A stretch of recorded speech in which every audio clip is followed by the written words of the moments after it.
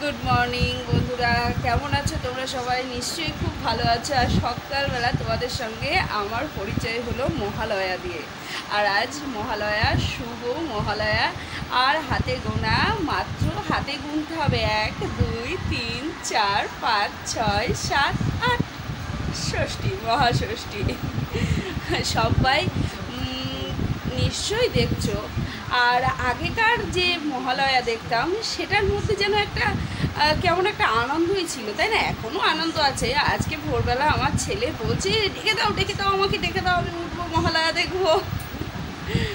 যাই হোক, আগেকার দিনের মহালয়াগুলো, সেই অমৃত পান করা, কি ভালো লাগতো না সেগুলো? এখনও ভালো লাগে।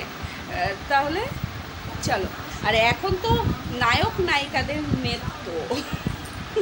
আর আজ এই মহালয়ার পূর্ণ লগ্নে আকাশটা একটু দেখো, শরতের আকাশ। আর শরতের আকাশ সেই তেজাতুলো নেই, যেটুকু আছে সেটুকুই আমাদের কপাল ভালো যে বৃষ্টি হচ্ছে না। আর ফুলগুলো দেখো সব আমার দিকে তাকিয়ে রয়েছে, বলছে আমায় তুলবে না। চলো, আমার ফুল বাগান থেকে আজকে একটু ঘুরে আসি। এই যে এই গাছটা না, ভাবছিলাম কেটে দেবো গো, কিন্তু না, আর দু একটা ফুল হোক তারপর কাটবো। শরতের ফুল মানে অল টাইম এটা হয়, তবু শরৎকালে দেখছি একটু বেশিই হচ্ছে। আর এই যে চারিদিকে লালে সবুজে, লালের সঙ্গে সবুজের কম্বিনেশনটা খুবই ভালো, তাই না? আমি যখন রান্না করি তখন কাঁচা লঙ্কা আর টমেটো যখন দিই তখনও বলি। আর এই যে আমার নীলকণ্ঠ। আর একটা জিনিস দেখাই বন্ধুরা, এই যে ক্যারেটগুলো দেখছো, এগুলো ফুল গাছ না, কিন্তু এগুলো পটল গাছ। আমার বরমশাই মাঠে লাগাবে, সেই জন্য এখানে এনে রাখা হয়েছে।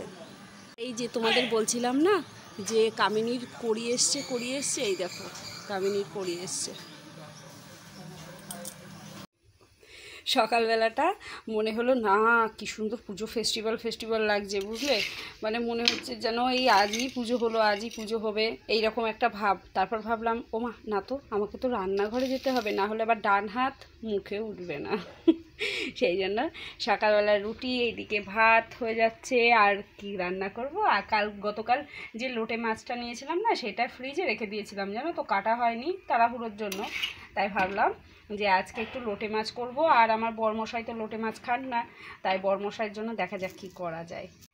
সকালে তো এক পশলা বৃষ্টিও হয়ে গেল, আর গুরুম গারম করে চারিদিকে মেঘও ডাকলো। ওই দেখো, দেখছো আমি গামলাতে বৃষ্টির জল ধরে রেখেছি, এই যে কাচাকুচো করতে হবে সেই জন্য। এই দেখো বন্ধুরা, লোটে মাছের ঝুড়ি করেছি। ওহো, এই ঝুড়িটা দেখে দেখো, ওহ, দেখেই মনে হচ্ছে আবার খাই।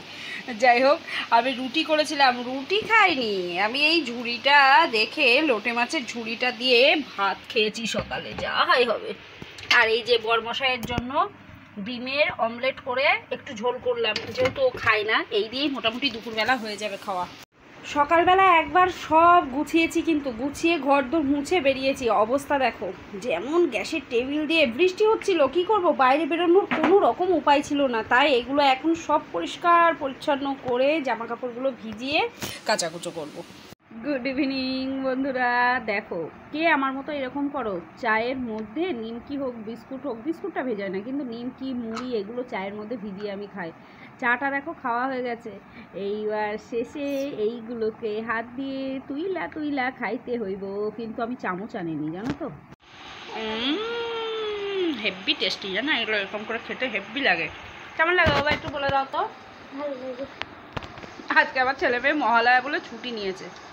ও হাত দিচ্ছিল, নাও নাও নাও নাও নাও নাও নাও নাও।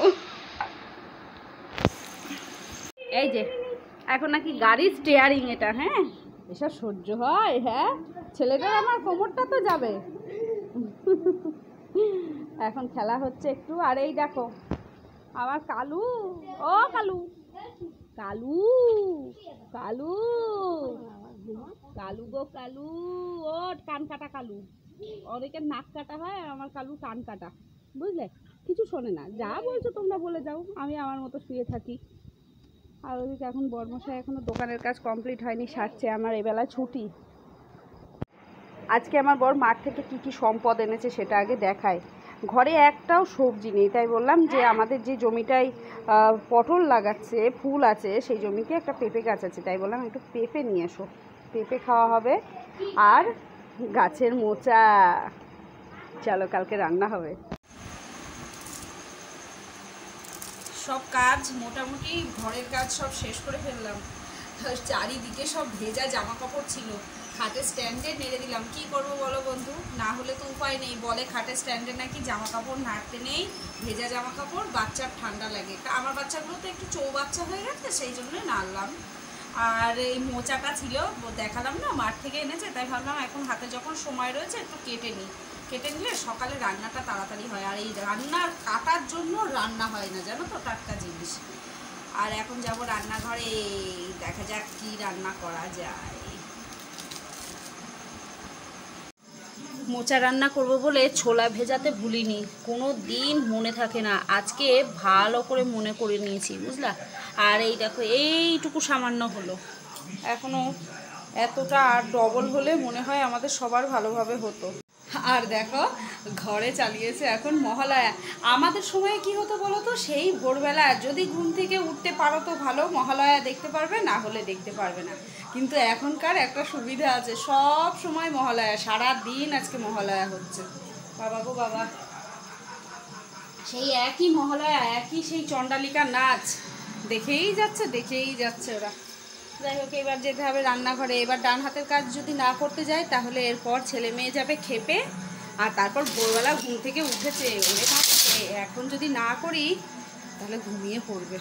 সব সময় খাওয়া নিয়ে ঝামেলা, আমার আর ভালো লাগে না। বন্ধুরা এই দেখো কি করব ভেবে কুল পাচ্ছিলাম না, তাই একটু গোবিন্দভোগের চালের খিচুড়ি করে নিলাম। মুগের ডাল দিয়েও, মুগের ডালও ছিল না, ছেলেকে দিয়ে নিয়ে আসালাম। আর যাকে বকছিলাম তিনি হলেন ইনি, আর ওর পাশে সব চৈতন্যদেব হয়ে আছে, তাই থালাটাই শুধু দেখালাম। হ্যাঁ, ও মনে হচ্ছে যেন ভোগের খিচুড়ি খাচ্ছি গো, এর গন্ধতেই পেট ভরে যায়, তাই না বলো।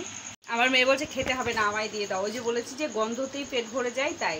আবার দেখো বাবা। চলো বন্ধুরা, খেতে খেতে আজকে ভিডিওটা এখানে এন্ড করছি। দেখা হচ্ছে অবশ্যই পরের ভিডিওতে। ততক্ষণের জন্য খুব ভালো থেকো, সুস্থ থেকো, আর হাসিতে থেকো, মজায় থেকো, অনেক অনেক করে আমার ভিডিও দেখতে থাকো। টাটা।